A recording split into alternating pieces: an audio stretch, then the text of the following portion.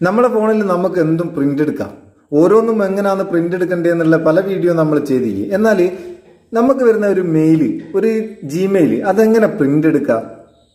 ഇന്നത്തെ വീഡിയോ അതിനെപ്പറ്റിയാണ്. നമുക്ക് വരുന്ന മെയില് അത് ഒരു PDF ഫോർമാറ്റിലേക്ക് മാറ്റിയിട്ട് എങ്ങനെ നമ്മൾ ഒരു പ്രിന്റ് എടുത്ത് സൂക്ഷിക്കുക.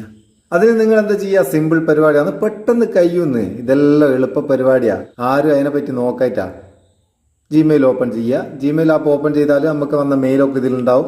ഏത് മെയിലാണോ നമുക്ക് പ്രിന്റ് എടുക്കേണ്ടി ജസ്റ്റ് ഒന്ന് കാണിച്ചു തരാം. ഞാൻ ഒരു മെയിൽ ഏതെങ്കിലും ഒന്ന് ഓപ്പൺ ചെയ്യാന്ന്.